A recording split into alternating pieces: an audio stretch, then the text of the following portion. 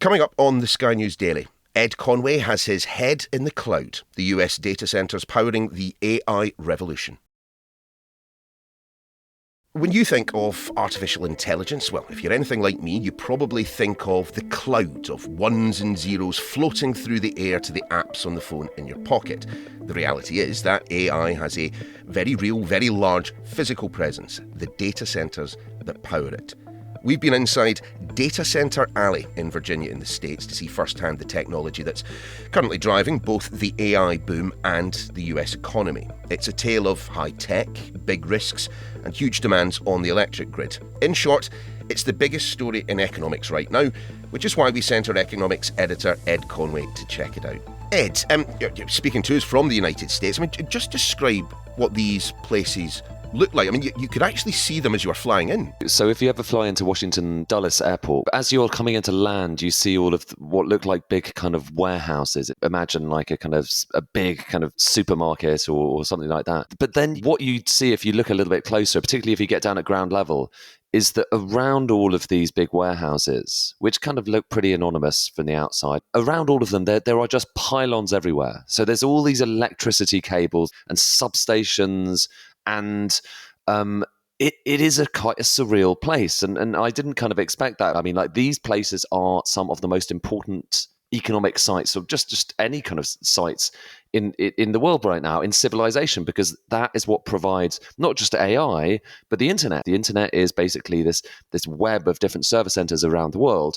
And it just so happens that the biggest concentration of them by far is this area just outside Dulles Airport in Virginia. It's kind of random that they happen to be there. It's actually because AOL, America Online, one of the very first internet organizations, they had their headquarters around there. And it so happened that they built some of the very first internet-based service centers around there. And then gradually this cluster has developed. And like I say, these are the machines, these are the places that are powering the AI revolution. These are the places where if you have your email, a lot of the time they will be dependent on these servers. These are the places where if they go down, then lots of the internet goes down. And that's something we experienced literally just, in this week when an Amazon Web Services, so that they run a lot of the cloud services, a series of their servers went down in this area. So it's so I don't, by the way, know if there's a coincidence that Sky News visits this area and then all of a sudden you have the biggest internet outage in recent history. You didn't hit any big red buttons, did you? Just tell me what you actually saw. I don't think so. I hope not. But what we did see, and like I say, it's very rare to get access, because if you're one of these big, companies, whether it's kind of OpenAI who run ChatGPT or Amazon or anyone else, these places are heavily guarded. There are levels and levels of security precisely because what's going on there is so important, not just for what we're doing, but for national security. The internet is the basis, the foundation for so much of what goes on in the military, in the financial, in all of these different worlds. And basically, if you are running an important internet service, you need to have some sort of server capacity. So if you're OpenAI, you will want to have those, they're called GPUs. So basically, they're graphics processing units. It's the brain that is making AI possible. The things that are made by NVIDIA, that company that you've probably heard of, that's now the world's biggest company.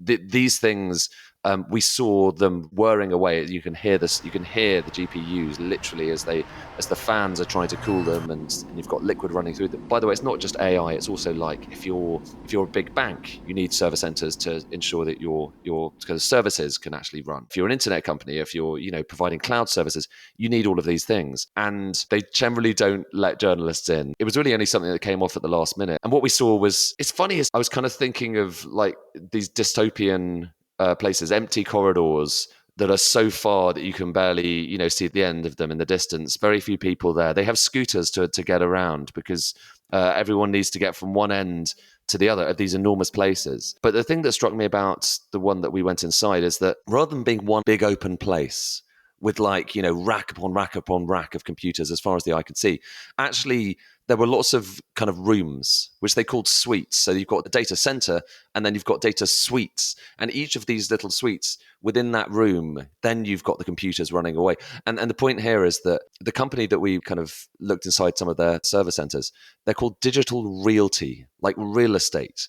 And for them, it is kind of like real estate. They provide this service of, we'll give you the power, we'll give you the kind of cooling capacity, and you can plonk your server racks there. And so in each of these rooms, it was like a little kind of, a little real estate area where, whether it's a bank or whether it's a kind of AI company, that's where they put their computers. You've mentioned power there, Ed. Why the need for so much power? It's all power, Neil. It's like AI, also clouds as well, the internet, it's power. You need an incredible amount of power to run these servers. To put it into perspective, okay, so Loudoun County, which is the name of this area, Data Center Alley, they sometimes call it, where very few people live, but you've got lots of these server farms everywhere you can see. That small area, I think it's like maybe 10 miles square, consumes 4.9 gigawatts of power, which is more than the entire consumption of Denmark. And that's growing. That's trebled in the last 6 years, and it's going up at an astonishing rate. So we saw this farm that's under construction. They're calling it Digital Dulles. It's massive. But what's also massive is you've got all those power lines running into it. I think it's 6 substations they need for a single place. So I told you that the whole place is 4.9 gigawatts. This single one, the new one that's being constructed right now, that alone is going to be 1 gigawatt. And just to give you another sense, that to kind of put that into perspective, that's kind of a very big power station, a very big nuclear power station for one data center. One data center. The extraordinary exponential rise in these places, in the power consumption, everything else, that's AI. So America, if you look across America as a whole, power consumption in the US has basically been flat for decades. All of a sudden, in the last couple of years, it has gone up. It has gone up incredibly sharply, because this is the biggest thing that's happening in the economy right now. Can I give you one other example about the extent to which this is the biggest thing in the economy? So recently, GDP growth in the first half of the year, the annualized rate of GDP growth, so gross domestic product, the whole economy in the US, was running at about 2%, the annualized number. Take away data centers, and it was running at 0.1%. Basically, AI looks like it has provided almost 100% of the economic growth in the US right now. Well, certainly in the 90s, 90% of economic growth, which is staggering. It is all AI. And again, that's part of the reason why this is not just a fun thing to talk about and to go and visit. This is fundamental to well-being right now in the US and around the world. What about the grid? Can the grid in the United States cope with, well, not just the amount of energy that's being taken out of it right now, but presumably with the expansion in these kind of data centres, there's going to be even more demand, and very, very soon. Yeah, I mean, I think that's a question everyone's asking themselves. And I think for a lot of people, when they look at the share prices of all of these companies, when they look at the enormous, very optimistic promises that many of them are making about where AI is going in the future, all of which are really, really ambitious, they ask themselves, okay, so how are you going to achieve that? And the only way to achieve that is through an extraordinary expansion in data center capacity. There's no AI without data centers. There's no internet without it. There's no AI without it. And there is no data centers without power. And building new power stations, as we know in our country, is pretty hard. It takes quite a long time. Frankly, it is a big issue in the US. They took decades to get the most recent nuclear power station built. And, a lot of the power in Virginia comes from gas. I think quite a bit of it comes from coal. And so the power has to come from somewhere if you want the AI revolution to happen. These days, the vast majority of people use ChatGPT or indeed other AI services and tap in their question, and are probably slightly oblivious to the fact that when they ask that question, there is a server farm somewhere around the world, often in Virginia where we visited, which is whirring away in order to answer that question. And that whirring of the GPUs, the processing units, the brains, the coolant that goes through those computers, that is incredibly power intensive. So there's a very physical underpinning to this.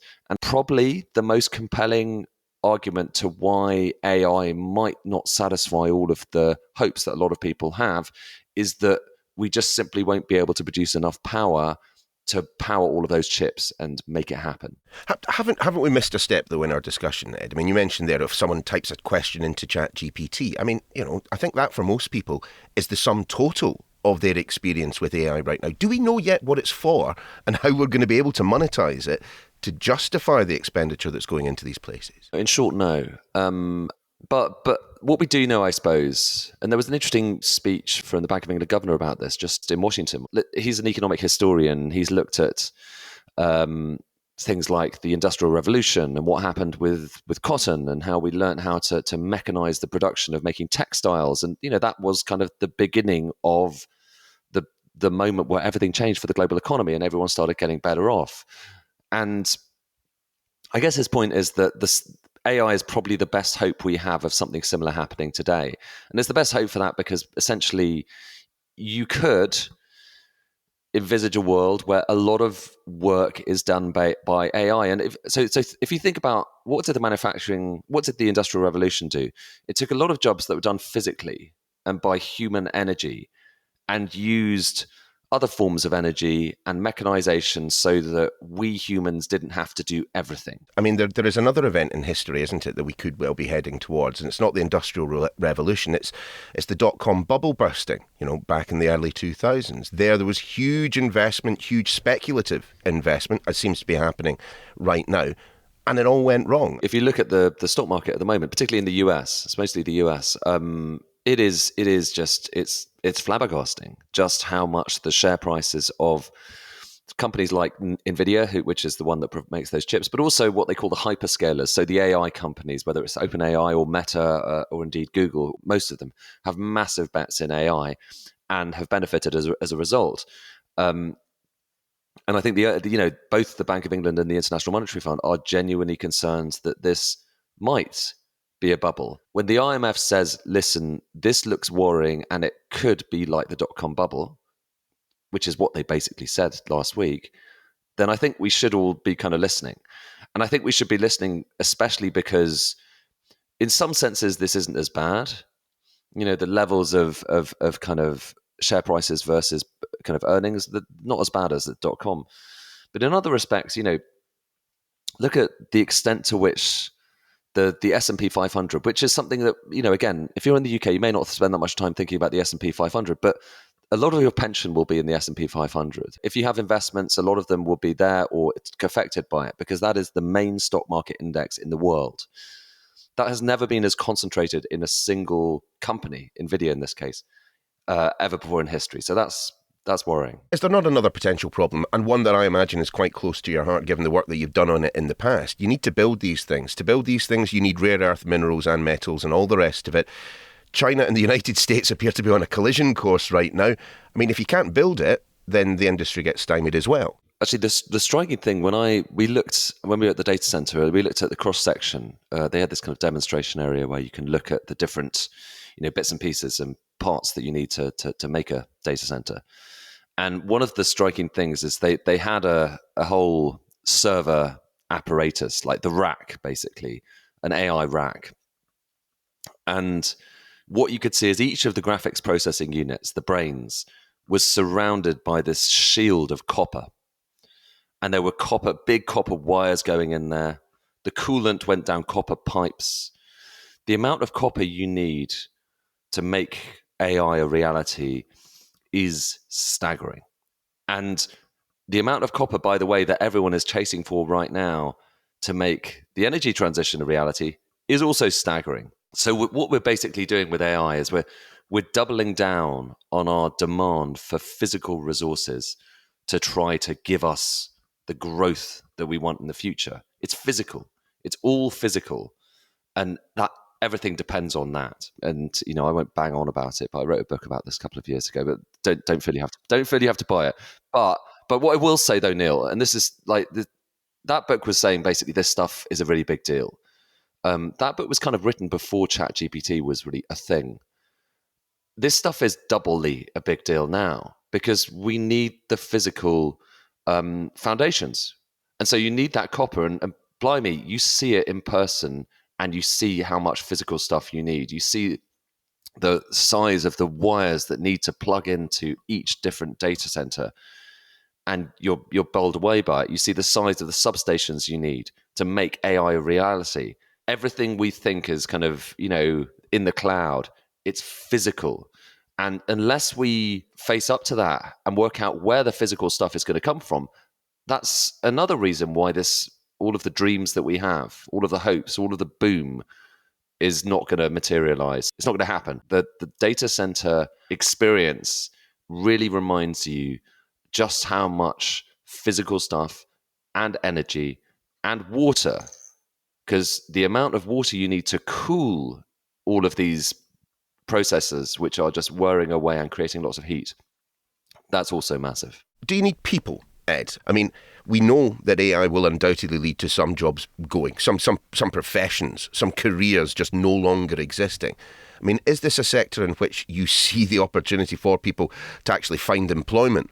Well, there ain't much employment in data centers, to be honest with you. I mean, there's a lot of people. When we saw the one under construction, there's a lot of people there, and actually, you are seeing a construction boom in the US of these things. So there are jobs being created by that. So it's obvious now which jobs are maybe at risk. And we can look at a lot of our jobs. Maybe our jobs, Neil. I think everyone out there, and probably most people listening to this, will have thought in the last couple of years, hold on, am I safe from this? And I think it's incredibly unsettling. And that's before you think about everything else, the ways that this is changing our culture. It's extraordinary. By the way, though, it's scary to live in these times, but it can be exhilarating as well. And I think for a lot of people living in the Industrial Revolution, they had the same experience. Suddenly, fields were turned into, kind of mines, and there were machinery everywhere. And it was bamboozling, but also exciting, but also scary at the same time. So we're in that kind of similar moment right now. It's easy to kind of think and ponder about which jobs might go.